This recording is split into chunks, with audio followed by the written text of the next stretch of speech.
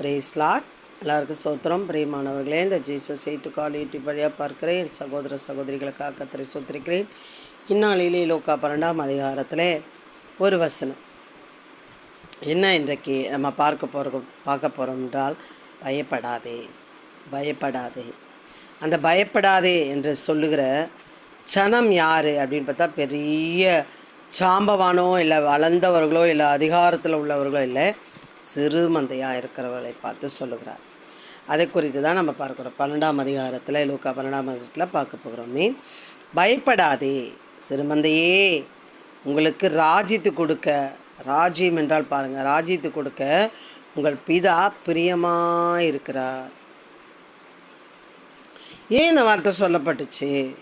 பயப்படாதே சிறுமந்தையே, உங்களுக்கு ராஜ்யத்தை கொடுக்க உங்கள் பிதா பிரியமாக இருக்கிறார்.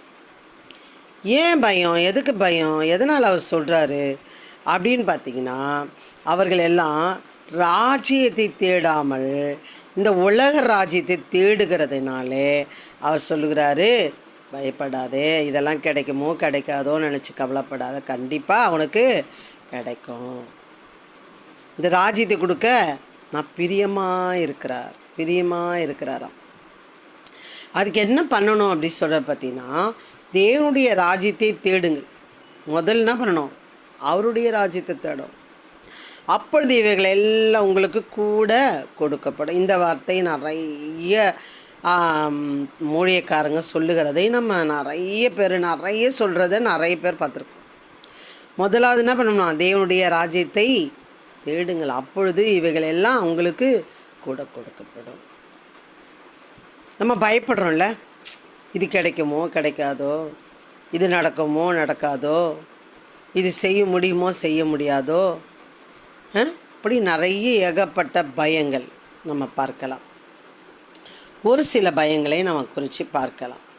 சில பேருக்கு ட்ரெயினில் போக பயம், சில பேருக்கு பஸ்ஸில் போக பயம், சில பேருக்கு தனியாக இருக்க பயம், சில பேருக்கு ஊசினா பயம், சில பேருக்கு மாத்திரைனா பயம். இப்படி குட்டி குட்டி பயங்கள் நான் சொல்கிறேன். சில பேருக்கு இருட்டை கண்டா பயம், சில பேருக்கு பேயை கண்டா பயம், சில பேருக்கு மனுஷனை கண்டாலே பயம். எனக்கு கூட மனுஷங்களை பார்த்தா பயம். பிரியமானவர்கள், இப்படி ஏகப்பட்ட பயங்கள். சரி, ஆனால் ஒரு விஷயம் நமக்கு கல்யாணம் நடக்குமோ நடக்காதோன்ற ஒரு பயம், நல்லா படிச்சிருக்கோம் வேலை கிடைக்குமோ கிடைக்காதுன்ற ஒரு பயம். இப்படி ஏகப்பட்ட பயத்தை நம்ம குறித்து என்ன பண்ணல, குழந்தை பிறக்குமோ பிறக்காதோ என்ற ஒரு பயம். ஒரு பிஸ்னஸ் தொடங்கிட்டோம், ஒரு வீடு கட்ட ஆரம்பிச்சிட்டோம், முடிப்போமோ முடிக்க மாட்டோமோன்ற பயம். அப்படியாப்பட்ட ஒரு பயத்தின் வழியாக தான் அநேக ஜனங்கள் போய்கொண்டிருக்கிறார்கள். காரணங்கள் நிறைய இருக்குது. இப்போ ஒரு கல்யாணம் நம்ம எடுத்துட்டோம்னா, நகை பார்த்திங்கன்னா ஒரு சவரம் 2020 பார்த்திங்கன்னா வெறும் 20,000 தான் இருந்துச்சு. அதாவது 18,000 இருந்தது, 20,000 என்ன 2,000 ஏற்றிட்டான்னு பார்த்தா, இந்த 5 வருஷத்தில் 1,20,000 ஆயிடுச்சு. 20,000 இருந்தது 1,00,000 ஏற்றிட்டான் எக்ஸ்ட்ரா. அந்த 5 வருஷத்தில் வேகமாக ஏற்றிட்டான். இப்போது பெண் பிள்ளைகளை பெற்றவங்களுக்கு பயம். சரி, இந்த பயத்துக்கெல்லாம் மனுஷன் தீர்வா?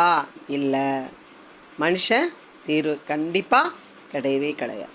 பிரியமானவர்களே, தேவனுடைய ராஜ்யத்தையும் தேடுங்கள், அப்பொழுது இவைகள் எல்லாம் உங்களுக்கு கூட கொடுக்கப்படும். சின்னதோ பெருசோ நல்லதோ கெட்டதோ எதுவாக இருந்தாலும் அது தேடும் பொழுது இவைகள் எல்லாம் உங்களுக்கு கூட கொடுக்கப்படும்.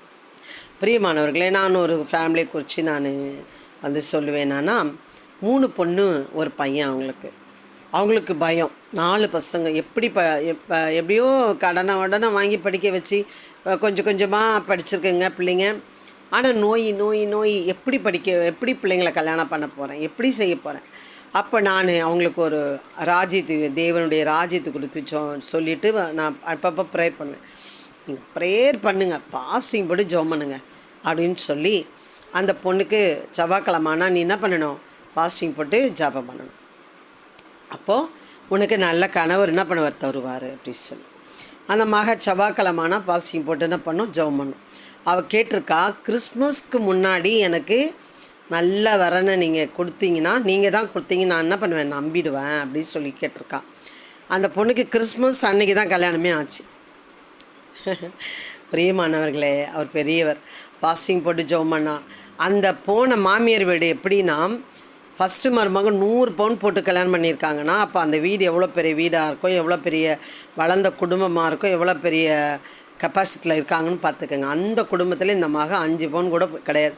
இந்த பொண்ணை தான் கட்டுவேன்னு சொல்லி அந்த தம்பி கட்டிட்டு போனார். பிரியமானவர்களை பாருங்கள், அப்போ தேவனுடைய ராஜ்யத்தை தேடும் பொழுது இப்படியாப்பட்ட இயற்கைக்கு மேலாக அநேக அற்புத அதிசயங்களை நம்ம பார்க்கலாம். அநேக அற்புத அதிசயங்களை பார்க்கலாம். வியாதியில், மரணக்கட்டில், பலவீனத்தில், கட்டி எழுப்ப முடியாத நிலைமையில், முடியாது என்ற சூழ்நிலையில் இருக்கிறதை அவருடைய ராஜ்யத்தை தேடும்போதும் நமக்கு என்ன பண்ணார், செய்ய வல்லவராக இருக்கிறார். அவருக்கு பயப்படாதே, எதெல்லாம் பயந்துருக்கிற பிள்ளைகளே பயப்படாதே, சிறுமந்தையே, ஐயோ நான் புருஷன் இல்லை எனக்கு, ஐயோ எனக்கு என் பிள்ளை சரியில்லையே, நான் என்ன செய்வேன், எனக்கு நல்ல வேலை இல்லையே, எனக்கு திறமை இல்லையே, எனக்கு சப்போர்ட் பண்ண ஆளே இல்லையே, எனக்காக நின்று பேச ஆளே இல்லையே அப்படின்னு சொல்லி, பணமே இல்லையே, எனக்கு எந்த ஆதாரமே இல்லையே, சிறுமந்தையே உங்களுக்கு ராஜ்யத்தை கொடுக்க உங்கள் பிதா பிரியமாக இருக்கிறார். அதுக்கு அவருடைய ராஜ்யத்தை என்ன பண்ணணும், தேட வேண்டும்.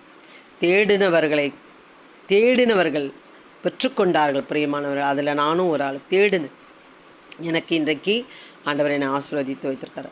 அள்ளி அள்ளி கொடுக்குற அளவுக்கு இல்லைனாலும் கிள்ளி கொடுக்குற அளவுக்கு அது என்ன வைத்திருக்கிறார். பிரியமானவர்களே, இப்படியாக ஆண்டவர் ஒன்றுமே இல்லாதவர்களை அவரை தேடும் பொழுது அவர் ராஜ்யத்தை அள்ளி கொடுப்பார். எனக்கு என்ன ராஜ்யம் தெரியுமா கொடுக்க போகிறாரு, இந்த உலகத்தில் இருக்கிற அநேக ஜனங்கள் ரட்சிக்கப்படுறதுக்கு என்ன காரணமாக வைக்க போகிறார். அநேக ஜனங்கள் ரட்சிக்கப்படுறதுக்கு என்ன பண்ணியிருக்கார், ஒரு வேலையை கொடுத்துருக்கார், சுவிசேஷ வேலையை கொடுத்துருக்கிறார். அந்த வேலையை நான் செய்ய ஆண்டவர் என்ன பண்ணியிருக்காரு, எனக்கு அந்த ராஜ்யத்தை எனக்கு கொடுத்துருக்கேன். எனக்கு அது மேன்மையான வேலையாக நான் நினைக்கிறேன். தெருவில் நின்று எனக்கு பேசணும், பாடணும், சாட்சி சொல்லணும் ரொம்ப ஆசை. ஸ்டேஜில் நின்று பேசுகிறது அவர் கொடுத்தா நான் வாங்கிப்பேன், அவர் செஞ்சார்னா நடத்திட்டோம், அது பிரச்சனை இல்லை.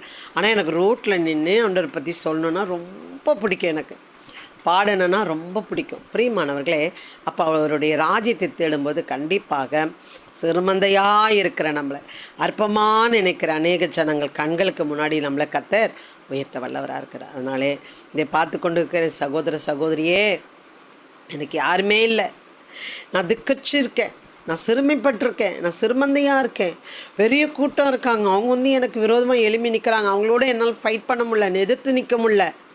கவலைப்படுறீங்களா, அவருடைய ராஜ்யத்தை தேடுங்க. அப்பொழுது உங்களுக்கு ராஜ்யத்தை கொடுக்க அவருக்கு எப்படி இருக்குதா, பிரியமாக இருக்கிறதா. உங்களுக்கு எல்லா உலக ஆசீர்வாதத்தையும் கொடுத்து பரலோக ராஜ்யத்தையும் உங்களுக்கு கொடுக்க வல்லவராக இருக்கிறாராமே. அதனாலே பயப்படாதீர்கள். யாரெல்லாம் இந்த நேரத்தில் திக்கற்று போயிருக்கிறான் அவர்கள் அத்தனை பேருக்கு ஆண்டவர் சொல்லுகிற பயப்படாதே, உனக்கு ராஜ்யத்தையே கொடுக்க நான் பிரியமாக இருக்கிறேன், அதனால் என் ராஜ்யத்தை தேடி என்று சொல்லுகிறார். தேடுங்கள், ராஜ்யத்தை கொடுப்பார். பெற்றுக்கொள்ளுங்கள், பெற்றுக்கொண்டதை சாட்சி சொல்லுங்கள். கண்டிப்பாக கர்த்தர் உங்களை ஆசீர்வதிப்பார். Amen. God bless you. Hallelujah.